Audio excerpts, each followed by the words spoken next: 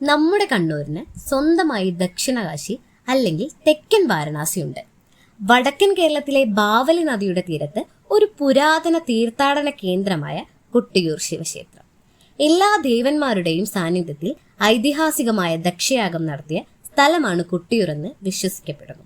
അതിനാൽ ഇവിടം സന്ദർശിക്കുന്നത് വളരെ പവിത്രമായാണ് കണക്കാക്കപ്പെടുന്നത്. സതീദേവിയുടെ പിതാവായ ദക്ഷൻ ശിവനെ ഒഴികെയുള്ള എല്ലാവരെയും ക്ഷണിച്ചുകൊണ്ട് ഐശ്വര്യത്തിനായി ഒരു യാഗം നടത്തി.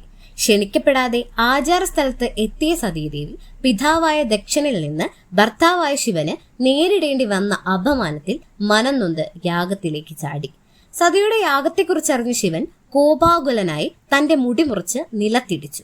ആഘാതത്തിൽ നിന്ന് വീരഭദ്രൻ ഉയർന്നു വന്നു. ദക്ഷന്റെ യാഗസ്ഥലത്തെത്തി അദ്ദേഹത്തിന്റെ തല വെട്ടിക്കളഞ്ഞു. ഭയന്ന വിഷ്ണുവും ബ്രഹ്മാവും മറ്റു ദേവതകളും കൈലാസത്തിലേക്ക് ഓടി. അവർ ശിവനെ സമാധാനിപ്പിക്കുകയും യാഗം തടസ്സപ്പെടുത്തിയതിന്റെ അനന്തരഫലങ്ങൾ അദ്ദേഹത്തിന് മനസ്സിലാക്കി കൊടുക്കുകയും ചെയ്തു.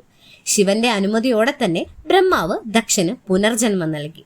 അങ്ങനെ ആചാരം പൂർത്തിയാക്കി എന്നാണ്